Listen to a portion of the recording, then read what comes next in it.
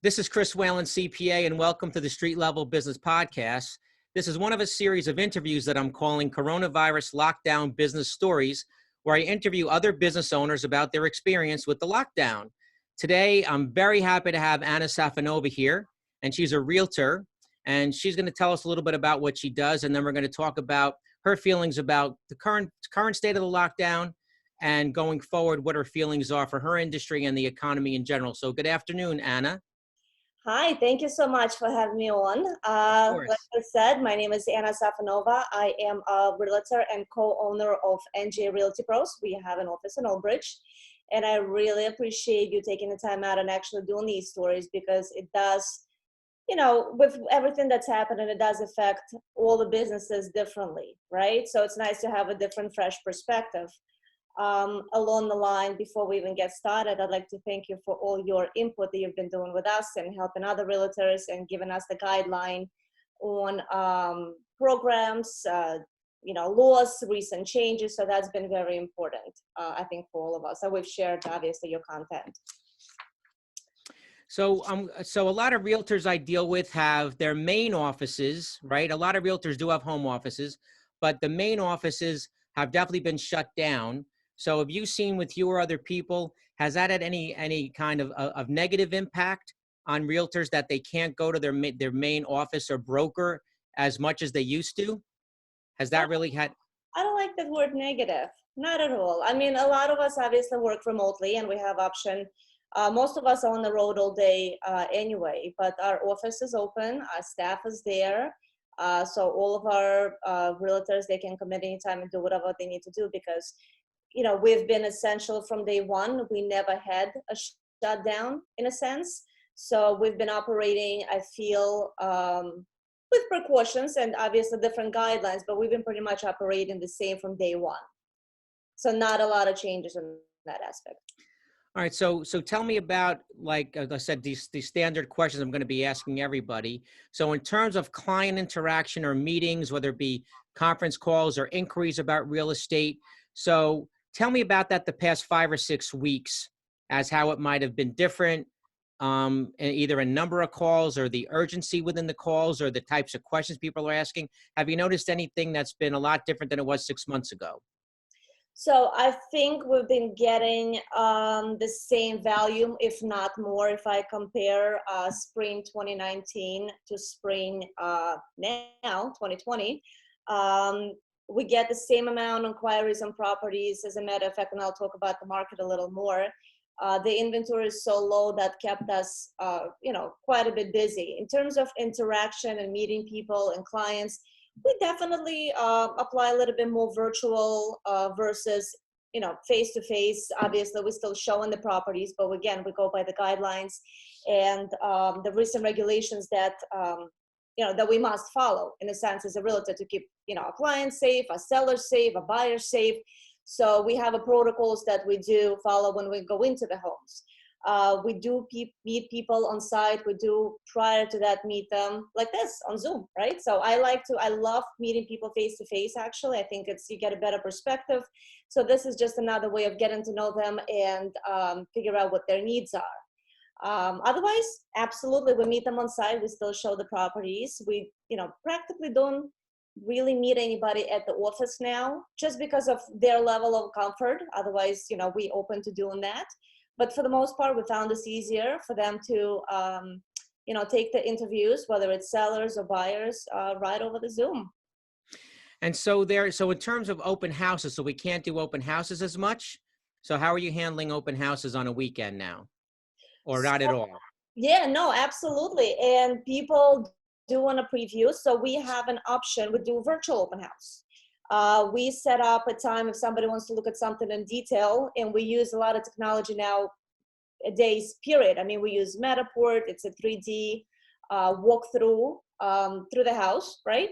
But during open houses, how that's different. If somebody wants to look at a particular corner angle, maybe they want to look at how the furnace is set up or something very specific, then virtual open houses work 100%.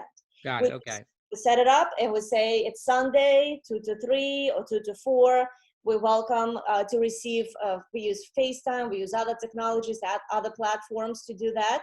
And we're able to walk them literally through the house and show them the details that they're looking for. Right, and everyone should know that we're here in at the Jersey Shore, Central Jersey, where my office is, and Anna does most of her work. But a lot of what we're talking about applies really throughout the country right now, especially, well, there are states that are coming a little bit out of the lockdown and a little out of the social distancing rules. But this definitely applies to all. I mean, I deal with realtors all over the country, so it's really good information. So this is a really important question. Has the lockdown exposed any weaknesses in your business processes? Has there been anything that I don't, maybe not with you, but that's a really important question. Has there been anything said, hey, you know, this should, even when the lockdown's over, this is something that I should have been doing, or there's a weakness that I found? There might be nothing. I'm not fishing here. I'm just looking for your thought. 100%, and that's a great question. So I feel like no matter how perfect your processes and your systems are, there's always a room to improve and grow and look into different systems, right? Something that your clients can benefit, your team can benefit out of, just something just to make life a little bit more easier. So we have 100%, I feel like for the most part, we have started using video 100% more, right? Our Monday mornings mastermind with the team, instead of obviously, person to person. If somebody doesn't feel comfortable, obviously meeting, in an office, that's fine. So we do provide that option for our team, for our agents, as well as we do the same thing. If I have somebody elder on the other side and they're looking to sell their home and they're looking to conduct maybe initial virtual interview, absolutely. I think it's a great place to start. Eventually, obviously, I have to meet them anyway. But there is, like I said, plenty of room to learn from this, and a lot of the technology that we use now, we're going to take away and take with us, once this is right. I'm finding the same thing. I always thought I'm technology, I'm savvy with tech, but I agree. There's a few things here with my business that there's no doubt I'm going to incorporate. What I've liked about this is I'm very comfortable with technology, and this has forced clients to become more comfortable. There are a lot of clients that aren't comfortable, that it's forced them to be sort of kicked out of the nest with it. So it's going to let me be even more effective when I can have a face-to-face on a Zoom. Especially there are some elderly clients I deal with that are well off, but I can't have face-to-face. So what I've been doing, as a lot of is I have people drop things off in my parking lot. When my line of work, people can't scan everything. So I've even had meetings in my parking lot where people come, they drop off things on a table in my parking lot. They go back in the car and open the window, and I sit there and do a meeting in the parking lot when the weather's nice. But at least, so that's been the best part, is that I'd much rather have a Zoom meeting than a phone call. So that's something I'm going to continue now that people are becoming, a lot of older people are now doing a lot of FaceTime with their grandchildren. I know, it's wonderful. All right, so I'm getting to use that. So next question. So let's just talk about your profession first as a realtor. So in the near term, we're in New Jersey. If you're in a state where they're slowly opening up, so do you see for your sale, which is the big sale season is now, right? This is supposed to be, we know inventory's tight, but so do you see anything specifically changing, or as we go through the summer, is there anything specific in your profession that realtors should know or the buyer should be aware of right now, going for the next few months first? Then long term we'll talk about. What do you think? Absolutely. So I don't think we had a slowdown for various reasons, right? We are bordering, and I've mentioned to you that before, we are bordering New York, right? A lot of people who are in New York now, they're looking to relocate. If they were remotely on a fence and moving before, and maybe they live in an apartment, maybe they have kids, because of this lockdown, they are unable to maybe go to the parks, maybe go to the pool. It's getting nice out, right? So anybody who thought of remotely moving, they're gonna be moving now, okay? It's absolutely gonna keep us busy. The inventory is low as well, so things are moving, pretty quickly. Last week alone in Middlesex County, we had 83 closings, and we had 57 on the contract.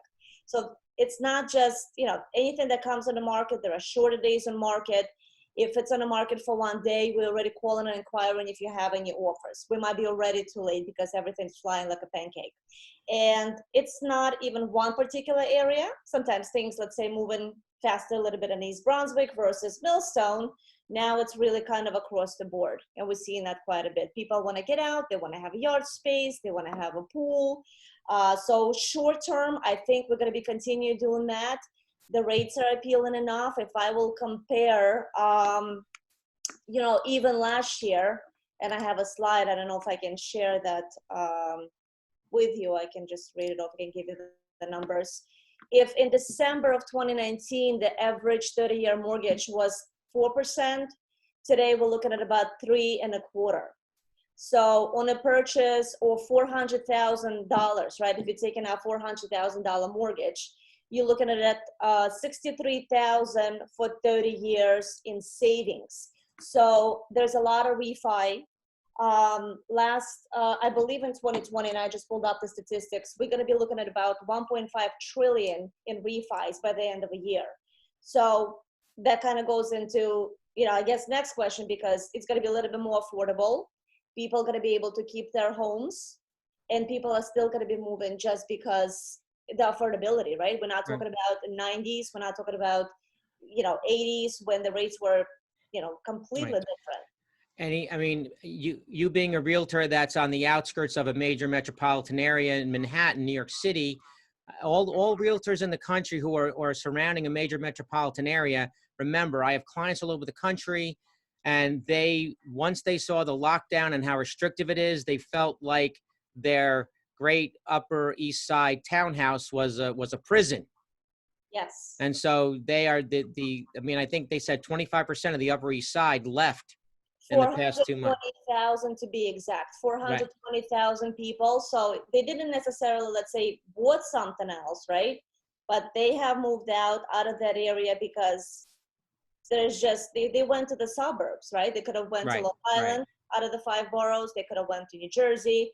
But the number, it's pretty substantial. 420,000 people either rented something or bought something else somewhere else. Right, and a lot of them are not going to return. And so, everyone that's the realtor around a major metropolitan area, this is a time to be barraging those cities with some materials for marketing, because if a lot of people there want to leave and never come back, they might hold on to their New York properties as rentals, which is also another way to make money, to list those rentals. So that's important to remember.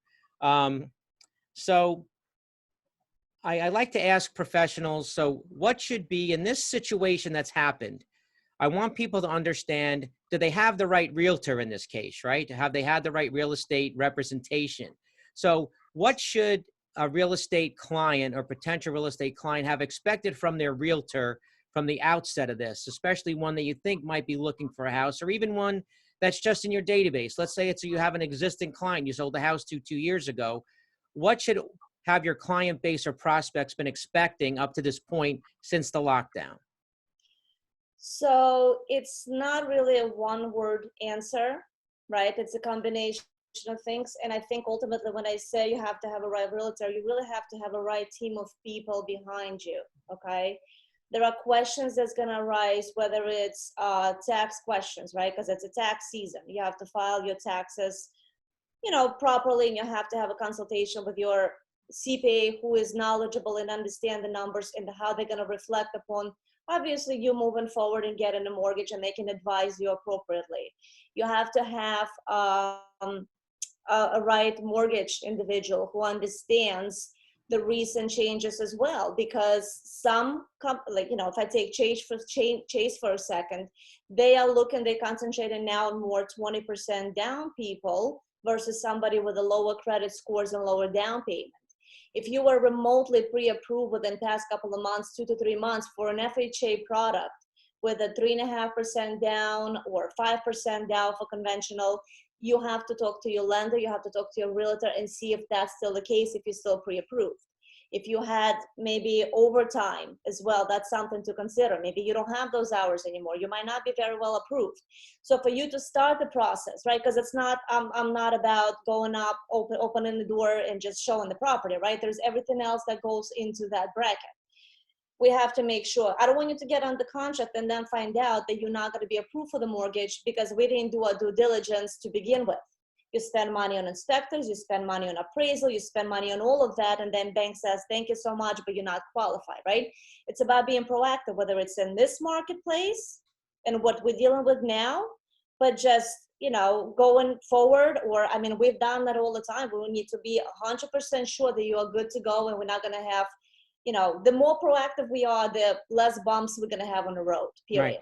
And lenders, although the rates have come down, lenders and underwriters who are, we know they're the most cozy people. Underwriters are the nicest, warmest, you know, most agreeable people, but they're, you know, they're getting very scared right now. Our underwriting is getting even stricter. So we have to, like, just exactly what Anna said, you know, especially if you were pre-approved already. Well, things are dramatically changing. If you feel you were pre-approved with something, well, make sure that you're still are within the underwriting guidelines, which are dramatically changing day to day, correct?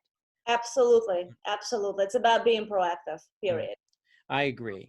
Well, I just want everyone, I want to thank you so much, Anna, for being here. Any final words? And please tell everyone how to reach out to you. Absolutely. And I deal with residential. I do commercial as well. My number is 718-313-7751. That's my direct cell. Text friendly as well, right? Going back to tech. Right. Yep, anytime. 718-313-7751. And my name is Anna Safonova. And I'll definitely include all of her information either in the link in the description or within my blog page where usually everyone watches these. So I'll make sure you have all of her contact information. So thanks very much for listening. This has been a special edition of the Street Level Business Podcast, and look for more coming in the coming days. Thank you, Anna. Thank you so much.